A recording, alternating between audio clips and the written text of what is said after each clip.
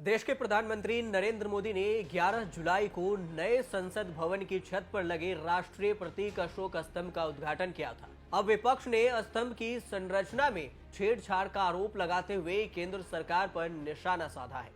कई विपक्षी नेताओं का आरोप है कि राष्ट्रीय प्रतीक चिन्ह के 4 शेरों की संरचना में फेरबदल कर संविधान का उल्लंघन किया गया है। संसद भवन की नई इमारत की छत पर राष्ट्रीय प्रतीक अशोक स्तंभ पर राजनीतिक विवाद अब एक बार फिर से गर्मा गया है। जेर ए बहस पर मुद्दा शेरों की भाव भंगिमा को लेकर है। विपक्षी दल बता रहे हैं कि मूल अशोक की लाट में चित्रित शेर सौम्य और राजसी शान वाले हैं। आरोप है कि नई संसद में उग्र और बिडौल शेरों का चित्रण है। इतिहासकार एस इरफान हबीब भी आपत्ति जताए हैं इस चित्रण को लेकर। हबीब पूछते हैं कि इस प्रतीक में शेर अति क्रूर और बेचैनी से भरे हुए क्यों दिख रहे हैं। सरकार की ओर से केंद्रीय मंत्री हरदीप सिंह पुरी ने कहा कि शांति और आक्रोश दिखने वालों की आंखों में होना चाहिए। पुरी के मुताबिक तस्वीर का एंगल ऐसा है कि अंतर मालूम हो रहा है। सियासी वार पलटवार तो चलते रहेंगे, लेकिन इस सब के बहाने आज जान लीजिए कि सारनाथ में अशोक स्तंभ की खोज कैसे और कब हुई। कैसे अशोक सम्राट की लाट भारत का राष्ट्रीय प्रतीक बन गई।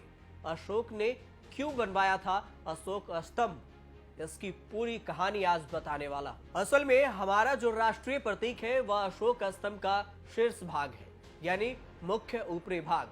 मूल स्तंभ के शीर्ष पर 4 भारतीय शेर एक दूसरे के पीठ सटाए खड़े हैं। श्री चतुर्मुख के आधार पर राष्ट्रीय ध्वज में भी ये प्रतीक दिखाई देता है। केवल 7 स्तंभ ही बच पाए थे। सारनाथ वाले उनमें से एक है। करीब 2.25 मीटर का सिंह चतुर्मुख आज के तारीख में सारनाथ म्यूजियम में रखा है। जिस अशोक स्तंभ का यह शीर्ष है वह अब भी अपने मूल स्थान पर ही है। सम्राट अशोक ने करीब 250 ईसा पूर्व सिंह चतुर्मुख को स्तंभ के शीर्ष पर रखवाया था। ऐसे कई स्तंभ अशोक ने भारतीय उपमहाद्वीप में फैला अपने साम्राज्य में कई जगह लगवाए थे, जिनमें से सांची का स्तंभ भी प्रमुख है। अब केवल 7 अशोक स्तंभ ही बचे हैं। कई चीनी यात्रियों के विवरणों में इन स्तंभों का जिक्र मिलता है। सारनाथ के स्तंभ का भी ब्यौरा दिया गया है, मगर 20वीं सदी की शुरुआत तक इसे खोजा नहीं जा सका था। वजह थी पुरातत्वविदों को सारनाथ की जमीन पर ऐसा कोई संकेत नहीं मिला था कि नीचे ऐसा कुछ दबा हो सकता है।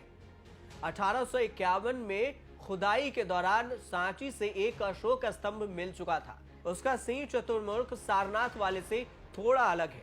ब्रिटिश राज पर कई किताबें लिखने वाले मशहूर इतिहासकार चार्ल्स रॉबिन एलन ने सम्राट अशोक से जुड़ी खोजों पर भी बहुत कुछ लिखा है। Ashoka the search for Indian lost empire में वह सारनाथ के अशोक स्तंभ की खोज का विवरण देते हैं। फ्रेडरिक ऑस्कर वोटेल की पैदाइश जर्मनी में हुई थी। वह जवानी में जर्मन नागरिकता छोड़कर भारत आए और तब के नियमों के हिसाब से ब्रिटिश नागरिकता ले ली।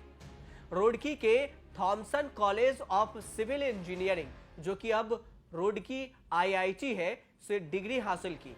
रेलवे में बतौर सिविल इंजीनियर काम करने के बाद फ्रेडरिक ऑस्कर ओर्टेल ने लोक निर्माण विभाग में ट्रांसफर ले लिया। 1903 में ओर्टेल की तैनाती बनारस, जो कि अब वाराणसी है, वहां पर हुई।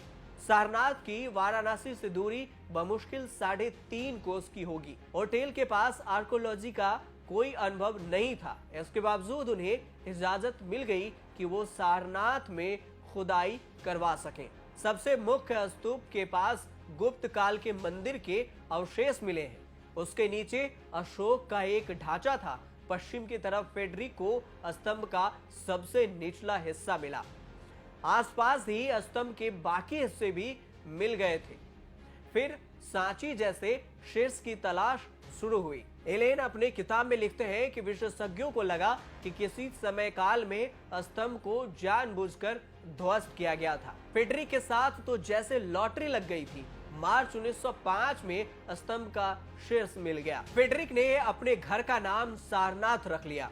जहां स्तंभ मिला था, फौरन ही वहां म्यूजियम बनाने के आदेश दे दिए गए। सारनाथ म्यूजियम भारत का पहला ऑन साइट म्यूजियम है। अगले साल जब शाही दौरा हुआ तो फ्रेडरिक ने वेल्स के राजकुमार और राजकुमारी, बाद में किंग्स जॉर्ज पंचम और महारानी मेरी बनी, को सारनाथ में अपनी खोज दिखाई। अगले 15 सालों के दौरान फ्रेडरिक ने बनारस, लखनऊ, कानपुर, असम में कई महत्वपूर्ण इमारतों का भी निर्माण कराया। 1921 में वह यूनाइटेड किंगडम लौट गए। 1928 तक फ्रेडरिक लंदन के टेंडिंगटन स्थित जिस घर में रहे, उसे उन्होंने सारनाथ नाम दिया था। वह अपने साथ कई कलाकृति और मूर्तियां भी साथ ले गए थे। अशोक स्तंभ का सिंह चतुर्मुख कैसे बना राष्ट्रीय प्रतीक, अगर इसकी बात करें तो सारनाथ में अशोक स्तंभ की खोज भारत की आर्कोलॉजी की बेहद महत्वपूर्ण घटना है। जब भारत अंग्रेजों के चुंगल से आजाद हुआ तो एक राष्ट्रीय प्रतीक की जरूरत महसूस हुई। भारतीय अधिराज्य ने 30 दिसंबर 1947 को सारनाथ के अशोक स्तंभ के सिंह चतुर्मुख की अनुकृति को राष्ट्रीय प्रतीक के रूप में अपनाया था। इधर संविधान ड्राफ्ट किए जाने की शुरुआत हुई। हाथों से लिखे जा रहे संविधान पर भी राष्ट्रीय प्रतीक उकेरा गया, यानी उसका चिन्ह उस पर बनाया गया। संविधान की हस्तलिखित प्रति को सजाने का काम मिला आधुनिक भारतीय कला के पुराधारों में से एक नंदलाल बोस को। बोस ने एक टीम बनाई जिसमें 21 साल के दीनानाथ भार्गव भी थे, यानी उसके शुरुआती पेज पर इसका चित्र बना हुआ हो। चूंकि भार्गव कोलकाता के चिड़ियाघर में शेरों के व्यवहार पर रिसर्च कर चुके थे, इसलिए बोस ने उन्हें चुन लिया कि शेर का प्रतीक हो। 26 जनवरी 1950 को संविधान के ऊपर सिंह चतुर्मुख के एक अनुकृति को भारत के राष्ट्रीय प्रतीक के रूप में स्वीकार किया गया। 1921 से 1927 के बीच में पुराने संसद भवन का निर्माण हुआ था। नए संसद भवन 64,500 वर्ग मीटर में फैला हुआ है, जो अभी की इमारत से 17,000 वर्ग मीटर ज्यादा है।